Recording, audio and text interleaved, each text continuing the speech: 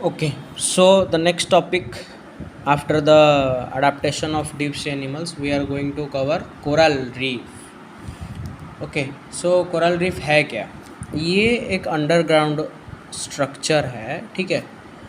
किससे बना हुआ है? कैल्शियम कार्बोनेट, ठीक है। और ये कैल्शियम कार्बोनेट कौन बनाता है? कोरल्स बनाते हैं, ठीक है। ये एक ऑर्गेनिजम्स होते हैं, ये कोरल्स कोरल रीफ बनाते हैं, ठीक है। अब ये कोरल रीफ होता है क्या है पर्टिकुलरली? पहले तो हमने पढ़ा अंडरग्राउंड स्ट्रक्चर है, बट उसके साथ साथ ये एक माउंड टाइप का मतलब चीज़ है जो बना हुआ है type of limestone, carbon not carbon, calcium carbonate, ठीक है। अपर सरफेस ऑफ सी में पाया जाता है, ठीक है।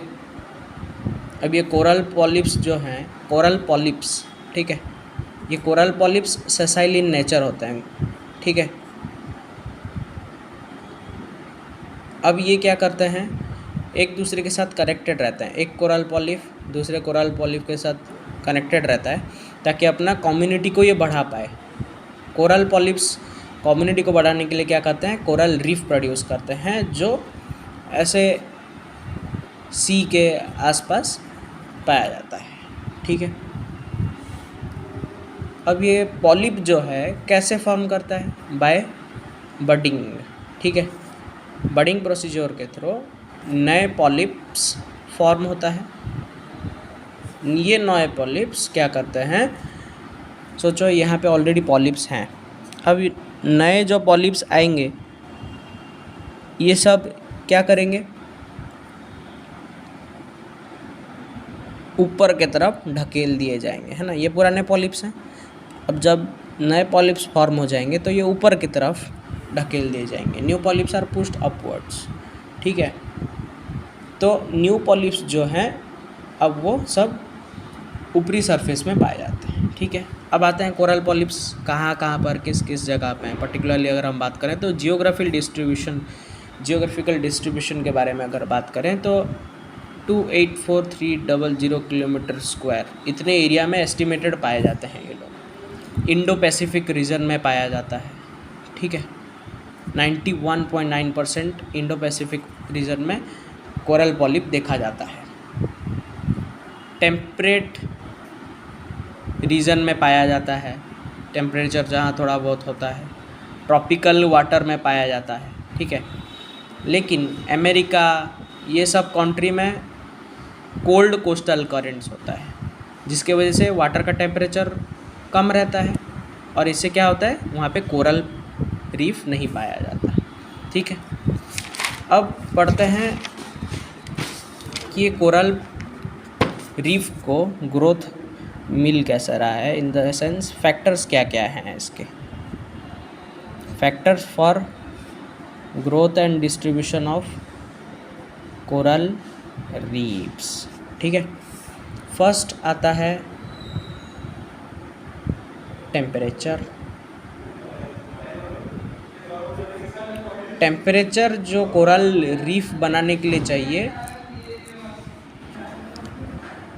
वो है 26 डिग्री सेल्सियस से लेकर 27 डिग्री सेल्सियस।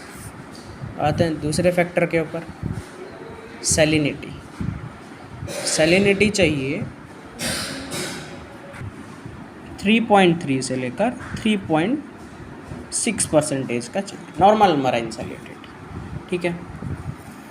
और भी क्या क्या? सिम्बायोटिक रिलेशनशिप चाहिए ऑफ जूओजेंथल, ठीक है। ये ऑर्गेनिजम्स हैं, सिम्बायोटिक रिलेशनशिप रखते हैं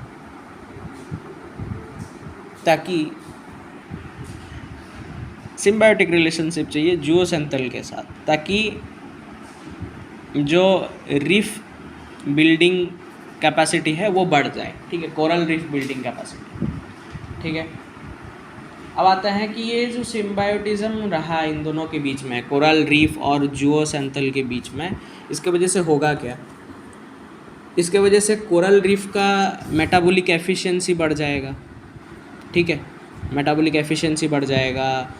अब जो भी ये जूओसेंथल एक एल्जेई टाइप का है, ठीक है। जितने भी सारे कोरल रीफ के ऊपर नाइट्रोजनस वेस्ट्स आएंगे, ये जूओसेंथल क्या करेगा, एब्जॉर्ब कर लेगा। एलजी फूड बना के कोरल रीफ को देगा, ठीक है, फूड बना के कोरल रीफ को देगा, सनलाइट देगा, कार्बन डाइऑक्साइड देगा, ठीक है। अब आता है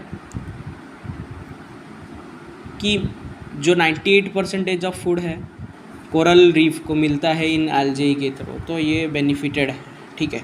अब रीफ तो बेनिफिटेड रह गया, एल्जे कैसे बेनिफिट रहेगा? अरे मेन बात यह है कि इसको शेल्टर मिल गया रहने के लिए, राइट, सेफ शेल्टर मिल गया। जूओसेंथल जब रीफ के साथ रह गया, ये एल्जे जब रीफ के साथ रह गया, जूओसेंथल एल्जे, तब इसको एक शेल्टर मिल गया। सो ये इसका प्रॉफिट रहा, इसके बदले ये इसको खाना देगा, इसको मेटाबॉलिक एफिशिएंसी इंक्रीज़ करेगा, है ना। और अगर हम बात करें कोरल रीफ के टाइप्स के बारे में, तो टाइप्स इसके 3 हैं। फर्स्ट आता है फ्रिंजिंग रीफ, ठीक है। फ्रिंजिंग रीफ सबसे यंगेस्ट और सिंपलेस्ट टाइप ऑफ रीफ है। डायरेक्ट सबसे यंगेस्ट और सिंपलेस्ट टाइप का है, शोर के पास पाया जाता है। और जब फ्रिंजिंग रीफ के बीच में एक शैलो सा फॉर्म हो जाता है ना, तो ये लगून फॉर्म करता है ना। अब आते हैं इसके टाइप्स के बारे में। फ्रिंजिंग रीफ के types: reef flat, reef slope, reef edge. Reef flat हमें लो टाइड के दौरान दिखता है, अगर हाई टाइड आया तो ये हमें दिखेगा भी नहीं, ठीक है। और अगर हम रीफ स्लोप के बारे में बात करें, स्लोप सा है ना, तो इसमें एक्टिव कोरल ग्रोथ देखा जाता है। अब आते हैं अगर रीफ एज के बारे में या फिर रीफ क्रेस्ट के बारे में, ठीक है। सो ये सबसे ज़्यादा मैक्सिमम सनलाइट पाता है, मैक्सिमम सनलाइट पाता है, जिसके वजह से ये जूओसेंथल को सनलाइट प्रोवाइड करता है और कोरल रीफ आराम से ग्रो करता है, ठीक है। अब आते हैं इसके सेकंड टाइप, बैरियर रीफ पे। बैरियर रीफ थोड़ा सा शोर से, सी शोर से दूर है फ्रिंजिंग रीफ के कंपैरिजन में। ये भी लगून पोजेस करता है जब स्ट्रेच हो जाता है बीच से, है ना। और ऐसे बहुत सारे बैरियर रीफ देखे गए हैं जो कि 900 आइलैंड्स में पाए गए हैं, है ना। 2600 किलोमीटर तक ये इनका वाइड रेंज रहता है, ओके। अब आते हैं third type of coral reef, वो है अटोल। क्या है वो? अटोल। अटोल कुछ नहीं, बस एक रिंग सा स्ट्रक्चर रहता है जिसमें एक सेंट्रल लगून होता है बड़ा सा, ठीक है। ये लगून ना 40 से 50 मील तक डिफ़र कर सकता है।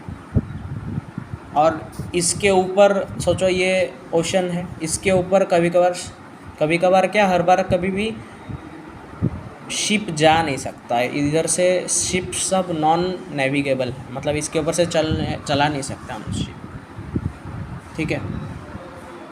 और ये जो एजेस हैं इसके, ये पूरा एकदम शार्प रहते हैं, है ना, तभी तो जाकर एक लगून बनेगा बीच में।